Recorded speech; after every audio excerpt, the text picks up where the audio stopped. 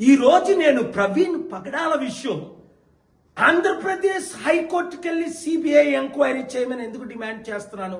నా దగ్గర ఉన్న రుజువులన్నీ కొన్ని రివీల్ చేస్తున్నాను, కొన్ని చేయట్లేదు. ఇది హత్య అని ప్రశ్నిస్తున్నాను. అయితే కొంతమంది హిందూ ఫెనాటిక్స్ అరే ప్రవీణ్ పగడాల సీతని ఉద్దేశించి మాట్లాడిన విధానాన్ని ఎందుకు ఒక డాక్టర్ కేఏ పాల్ ఈ విషయం ఆయన కొరకు ఫైట్ చేస్తున్నారు అని.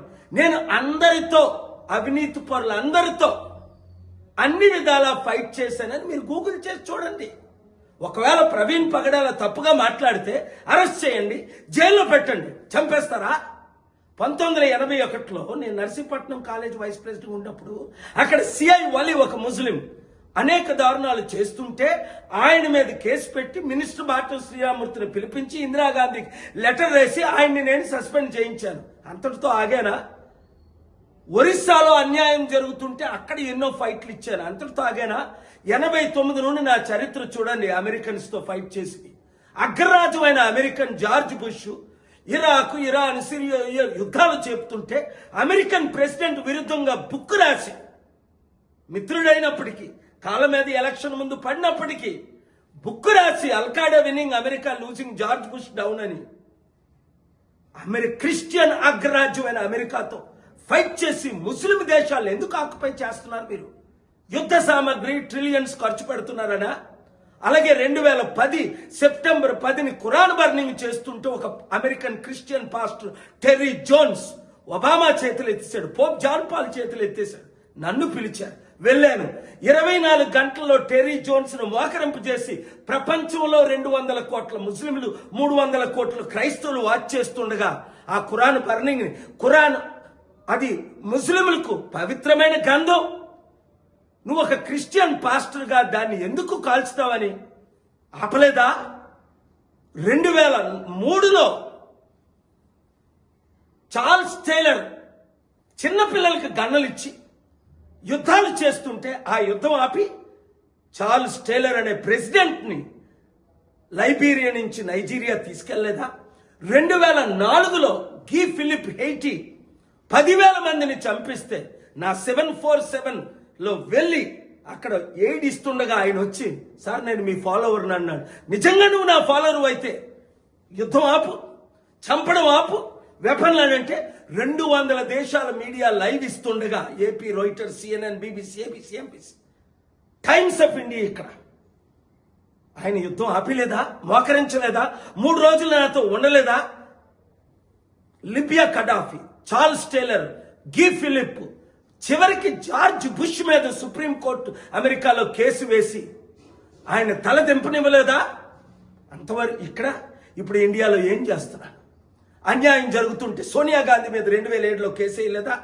ఈ రాష్ట్రాన్ని, ఈ దేశాన్ని సర్వనాశనం చేస్తుందని వైఎస్ రాజశేఖర రెడ్డి మీద కేసు వేయలేదా? 1999లో గ్రహం స్ట్రెయిన్స్ అనే ఆస్ట్రేలియన్ మిషనరీ 2 కొడుకుల్ని దగ్గమని కాల్చిస్తుంటే దారాసింగ్ ని వాడిని అరెస్ట్ చేయించలేదా? కలెక్టర్ని సస్పెండ్ చేయలేదా?